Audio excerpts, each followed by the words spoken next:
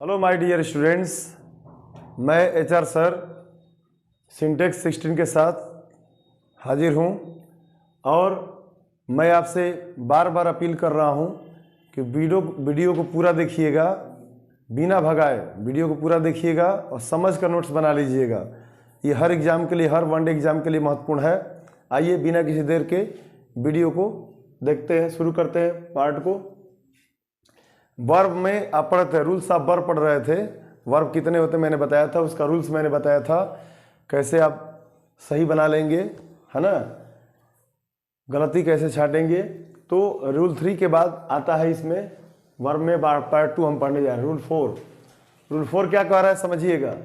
कह रहा है when a plural noun denotes a definite measurement or amount, है ना, verb will be used as singular form. समझते रहेगा सभी लोग समझिएगा।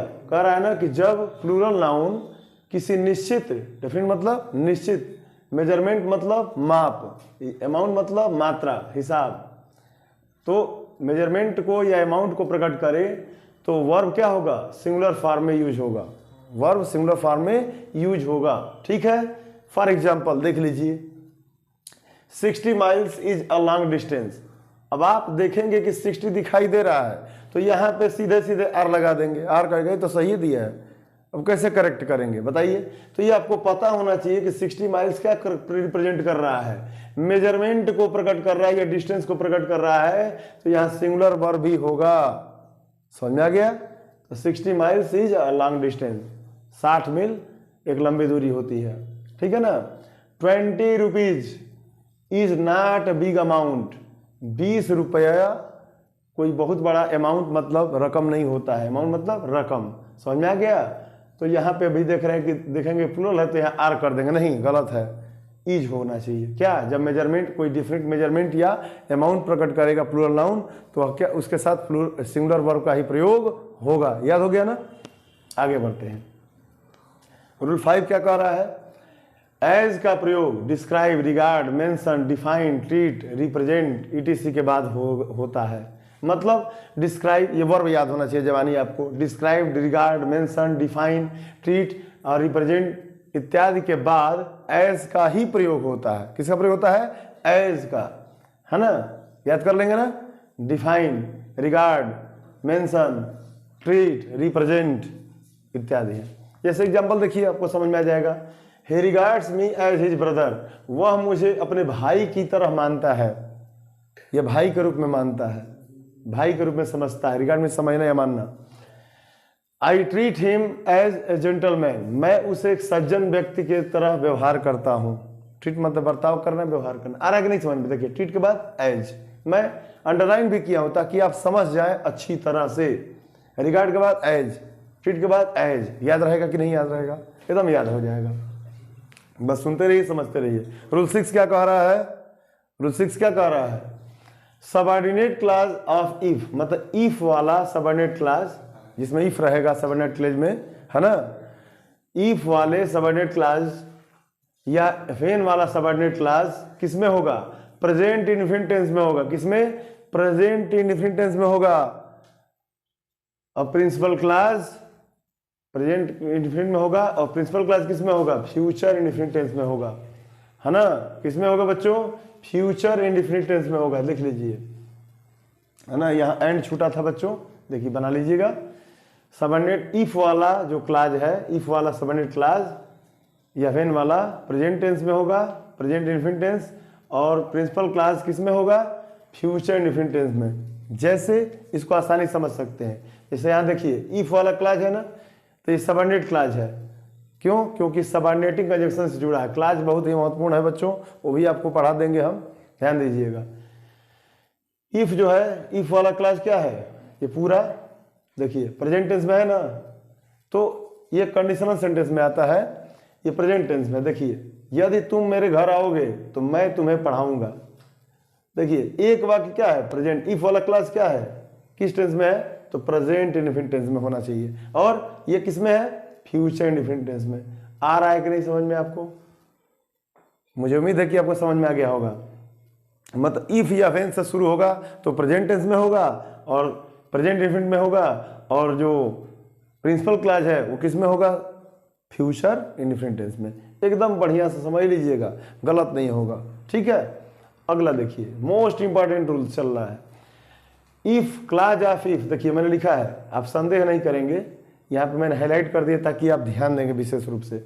इफ वाला जो क्लॉज है, यदि इम्पॉसिबल या इमेजिनरी वर्क को प्रकट करे, असंभव या काल्पनिक वाक्य को प्रकट करे या काल्पनिक वाक्य का बोध कराए, तो वेयर का ही प्रयोग होगा इफ क्लॉज में। देखिए इफ वाले क्लॉज में किसका प्रयोग होगा, वेयर का। इफ वाले क्लॉज में किसका प्रयोग होगा, वेयर का। और वुड का प्रयोग किसमें होगा, प्रिंसिपल क्लॉज में होगा। वुड का प्रयोग किसमें होगा बच्चों, प्रिंसिपल क्लॉज में होगा। कब, जब इफ वाला क्लॉज इम्पॉसिबल या इमेजिनरी वर्क को प्रकट करे, जो असंभव हो, काल्पनिक हो, संभव ना हो। जैसे यह एग्जाम्पल से हर चीज समझ में आ जाएगा। मैंने एक नियम भी लिखा है और उदाहरण भी लिखा है ताकि आप बारीकी से समझ जाए, कहीं कोई दिक्कत ना हो। और मैं आपको यकीन दिला रहा हूं कि क्वेश्चन आ गया ना आपके सामने एग्जाम में, एकदम गलत नहीं करें, एकदम 100% सही होगा, ये मेरा विश्वास है। और आपको भी विश्वास हो जाएगा जब करके आएंगे। अब देखिए, if I were a bird I would fly. यदि मैं एक पक्षी होता तो मैं उड़ जाता। अब बताइए, आप पक्षी बन पाएंगे, नहीं बन पाएंगे। न पक्षी बन पाएंगे न उड़ पाएंगे, हैं? तो ये काल्पनिक है कि नहीं। तो काल्पनिक वाला वाक्य देखिए, इसमें क्या है, इफ वाला में वेयर है और दूसरे में वुड का प्रयोग है। एकदम बढ़िया समझ लीजिएगा, इफ वाले वाक्य में वेयर का प्रयोग और प्रिंसिपल क्लॉज में वुड का प्रयोग। क्लियर, इफ वाला क्लॉज कहिए या सबऑर्डिनेट क्लॉज कहिए, ठीक है। क्लियर हो गया ना।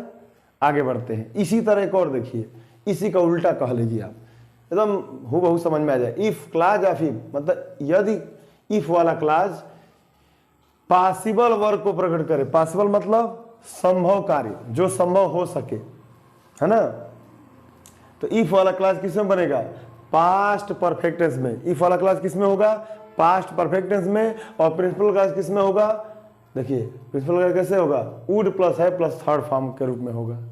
वुड प्लस है प्लस वर्ब की थर्ड फॉर्म। देख रहे हैं ना, एग्जाम्पल देख लीजिए। If he had come to me, यदि वह मेरे पास आया होता, I would have helped him, तो मैं उसकी मदद किया होता। यह संभव है कि अगर वो मेरे पास आया होता तो मैं उसकी मदद करता, लेकिन नहीं आया तो मदद नहीं किया। ऐसे ही वाक्य आता है कि तुम परीक्षा में कठिन परिश्रम किए होते तो तुम पास हो जाते। इसका मतलब कठिन परिश्रम नहीं किए इसलिए फेल हो गए। तो इसी तरह वाक्य बनेगा, है ना। इफ, देखिए इफ वाला क्लास क्या है, पास्ट परफेक्ट टेंस में। किसमें है, पास्ट परफेक्ट। बेसिक नॉलेज होना चाहिए आपको, पास्ट परफेक्ट टेंस। और प्रिंसिपल क्लास किसमें है, देखिए वुड प्लस है प्लस वर्ब की थर्ड फॉर्म। एकदम आपको समझ में आ जाएगा बारीकी से, कहीं कोई दिक्कत नहीं होगी, मैं आपको यकीन दिला रहा हूं, है ना। अब इसके बाद आगे बढ़ते हैं। एक छोटा सा है कि टेल का प्रयोग लाई के साथ होता है। टेल का प्रयोग लाई के साथ होता है और स्पीक का प्रयोग ट्रूथ के साथ होता है।